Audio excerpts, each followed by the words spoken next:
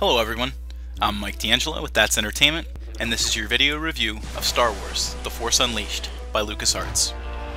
Star Wars games have always been pretty impressive over the years. I still fondly remember playing Shadows of the Empire on the Nintendo 64. There haven't been too many negatives for LucasArts, with the exception of the short-lived MMO Star Wars Galaxies. They've had tremendous success telling new stories that don't envelop themselves too much around the existing elements of the franchise. And at the top of the huge mound of success, The Force Unleashed proudly stands, an award-winning triumph and record-setter for the House of Lucas. As time marches on, success breeds more attempts at the winning formula. The Force Unleashed 2 just released as well, but you should know where you've come from before you know where you're going. It all starts a long time ago.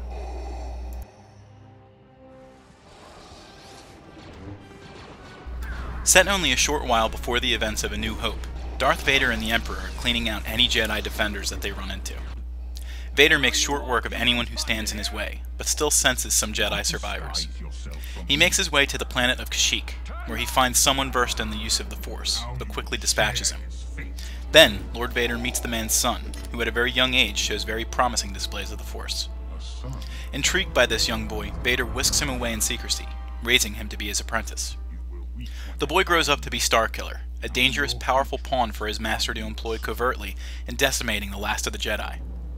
While Starkiller does stray along the path to the dark side, he shows some redeeming qualities too, almost displaying tinges of other characters from the franchise, like Luke or Han. Starkiller relies on his own cast of ancillary characters, like Juno Eclipse, his pilot, and his droid, Proxy. The narrative holds a lot of sway, and is easily better than anything that fans were given in episodes 1 through 3 of the movies. While it does rely on some cliches and some noticeably obvious plot devices, there are more than a few twists waiting for you over the course of the game.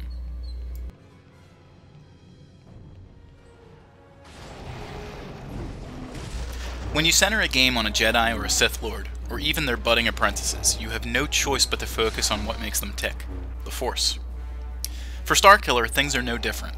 Though you begin the game as Vader, this is just to keep you overpowered and conscious of these basic abilities, even though as Starkiller you are initially weak by comparison. The Force push, grip, and lightning will be your offensive mainstays, though over time you'll begin to grow in power and learn new techniques to thwart your opposition. You'll even become strong enough to dispatch starships from the sky. Of course, no Jedi or Sith Lord is complete without a lightsaber, and there are plenty of reasons to use one in The Force Unleashed. You can string together combos to take out numerous enemies consecutively, or you can develop your powers to add a flourish that lets you demonstrate some deadly finesse. While the system for the Force is robust, it's also a little slippery. Aiming whatever object you're trying to heave at an enemy takes some time to get used to, but when you finally have it down, it's impressive. There are a couple other areas in the game where control and camera angles might aggravate you, but other than that, the Force is strong with this one.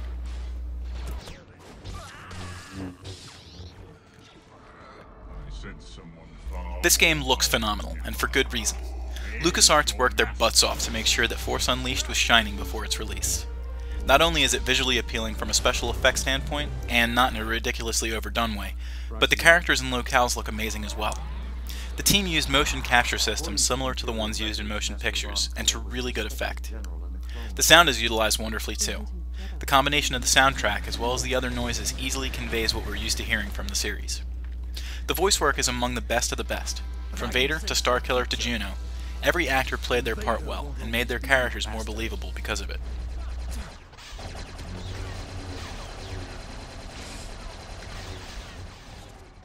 With all the good points I've noted about this game, you know there has to be some bad along with it. With the exception of one pretty cool choice you get to make late in the game, this game is as linear as they come. While there are some light RPG elements to The Force Unleashed, you'll pretty much have Starkiller at his max by the end of the game, with full versatility. The only real choice you have leading to that point is which of his abilities you want to upgrade first.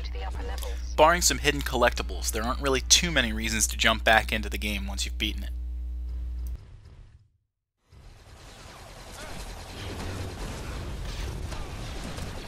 Like certain aspects of the Clone Wars, Force Unleashed shows that there is still some potential there among the Star Wars lore.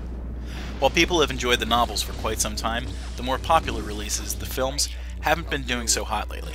Sure, there's some cliches to see within this game, and some control issues to work through, but it still represents itself fairly concisely, and gets the job done.